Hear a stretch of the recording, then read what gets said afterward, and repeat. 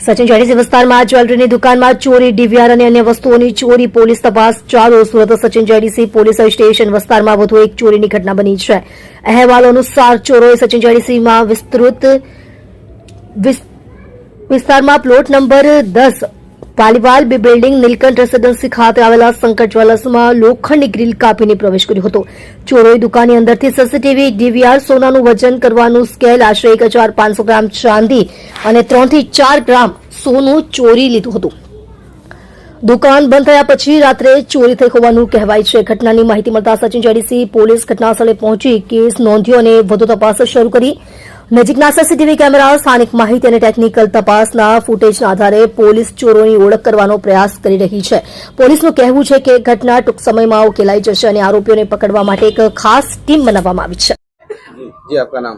शैलेश छोटेलाल वर्मा। क्या घटना हुआ? चोरी हुआ है सर जी हमारे दुकान में। क्या क्या चोरी हुआ? सोने के कुछ सामान और चांदी के थोड़ा ज्यादा सामान चोरी हुए। 1500 ग्राम के आसपास चांदी चोरी हुई है। किस नाम से दुकान है आपका? शंकर ज्वेलर्स। क्या क्या चोरी हुआ है? चांदी और सोना? चांदी और सोना चोरी हुआ कितने है। बजे तक हुआ? ये अप्रोक्स 4:30 या 5 बजे की घटना है। आपको पता कैसे चला कि यहाँ पे चोरी हुआ? हमारे पड़ोसियों ने फोन किया कि आपकी दुकान टूटी हुई है और हम आकर देखे तो मतलब चोरी हो चुका था। डीवीआर भी लेकर गए हुए हैं और जिसपे हम लोग वजन करते हैं कांटा, वो भी चोरी हुआ है। कितने देर के बाद आपको जब पता चला कि चोरी हुआ है? लगभग 3-4 घंटा बाद पता चला है। पुलिस प्रशासन आई थी? हाँ, पुलिस प्रशासन आई थी और अपना कार्रवाई करके गए हैं।